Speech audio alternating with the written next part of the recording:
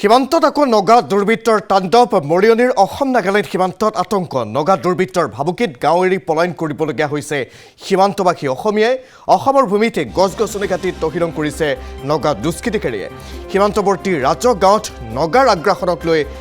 আতংকিত হৈছে অঞ্চলবাসী সাংবাদিক প্ৰশাসনক আগ্ৰাসনৰ তথ্য দিয়াত গাঁওবাসী ভাবুকি প্ৰদান কৰিছে নগা দুৰ্বৃত্তই আতংক জৰ্জৰিত সীমান্তৰ ৰজাবাৰীত উপস্থিত হোৱা আৰক্ষী প্ৰশাসন তিৰুহিলছ সংৰক্ষিত বনাঞ্চলতো অব্যাহত আছে নগাৰ তাণ্ডৱ নগাৰ আগ্ৰাসন বন্ধ কৰাৰ দাবী জনাইছে আচ্ছাসহ বিভিন্ন দল সংগঠন দৃশ্য আপোনালোকক এই মুহূৰ্ত দেখুৱাইছোঁ সীমান্তত আকৌ নগা দুৰ্বৃত্তই তাণ্ডৱ চলাইছে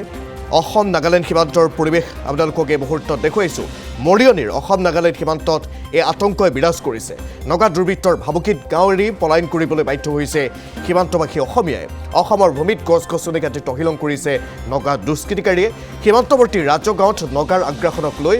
আতংকময় পৰিৱেশে বিৰাজ কৰিছে সাংবাদিক প্ৰশাসনক আগ্ৰাসনৰ তথ্য দিয়াত গাঁওবাসীক ভাবুকি প্ৰদান কৰে নগা দুৰ্বৃত্তই আতংক জৰ্জৰিত সীমান্তৰ ৰজাবাৰীত ইতিমধ্যে উপস্থিত হৈছে আৰক্ষী প্ৰশাসন তিৰুহিল সংৰক্ষিত বনাঞ্চলতো অব্যাহত আছে নগাৰ তাণ্ডৱ নগাৰ আগ্ৰাসন বন্ধ কৰাৰ দাবী জনাইছে আচ্ছাসহ বিভিন্ন দল সংগঠন না এইটো এটা নতুন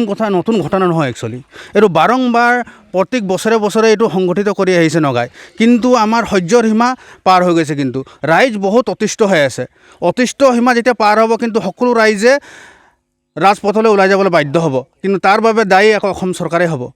সেইকাৰণে অসম চৰকাৰক অনুৰোধ জনাইছোঁ এইটোৰ ওপৰত এক তদন্ত কৰি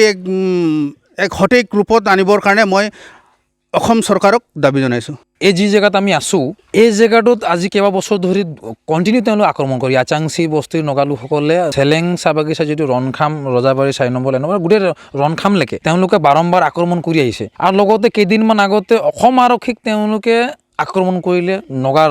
লোকে তেওঁলোকক আবদ্ধ কৰি ৰাখিলে তাৰ কেইদিন পাছতেই আপোনাৰ ইমান সাহস চক তেওঁলোকৰ কেইদিনমান পাছতেই আপুনি যিটো দেখিছে আমি যিটো জেগাত আছোঁ ইয়াৰ পৰা 100 মিটাৰ হ'ব এই গোটেই খেতিপথাৰ ওপৰৰ যিটো সৰু সৰু টিলা তেওঁলোকৰ আমাৰ এই ৰাইজৰ যিখিনি বাৰী এই বাৰীত স্থানীয় ৰাইজে এডোখৰ খৰি কাটিব নোৱাৰে এজোপা গছ কাটিব নোৱাৰে এটা বাঁহ ইয়াৰ পৰা কাটি পিনি তেওঁলোকে ব্যৱহাৰ কৰিব নোৱাৰে সেই সময়ত তেওঁলোকে নগালোক ইয়াৰ পৰা প্ৰায় 2 কিলোমিটাৰ দূৰত তেওঁলোকৰ বস্তি আছে তাৰ পৰা আহি ইয়াত তেওঁলোকে গোটেই হাবি কাটি দখল কৰিছে পৰৱৰ্তী সময়ত তেওঁলোকে ৰবাৰ প্লাণ্ট কৰিব বাগান ৰুব ইতিমধ্যে ইয়াৰ পৰা যদি অকণমান আৰু 100 মিটাৰ আগলৈ যোৱা হয় অলৰেডি তেওঁলোকে দখল কৰি ৰাবাৰ বাগান এনেকৈ তেওঁলোকে ৰুলে আৰু ডাঙৰ কথাটো হৈছে আমি যিটো জেগাত আছোঁ এইটো অসমৰ ৰজাবাৰী 4 নম্বৰ লাইন ইয়াৰ লগতে এইটো গোটেই এলেকাটো হৈছে ৰাজহ ভিলেজ বুলি কয় যিটো সেইটো হৈছে আপোনাৰ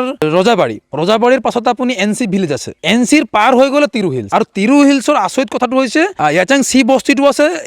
তিৰুহিলছৰ বনাঞ্চলৰ মাজত কি কাৰণত অসম চৰকাৰ ক'ত হৈ আছিলে বন বিভাগ ক'ত হৈ আছিলে তেওঁলোকৰ এটা বস্তি বনি গ'ল আজি যুগ ধৰি এটা বস্তি হৈ গ'ল আমাৰ তিৰুহিল বনাঞ্চলত অসমৰ তিৰুহিল বনাঞ্চলত পাৰ হৈ আহি পিনি এনচি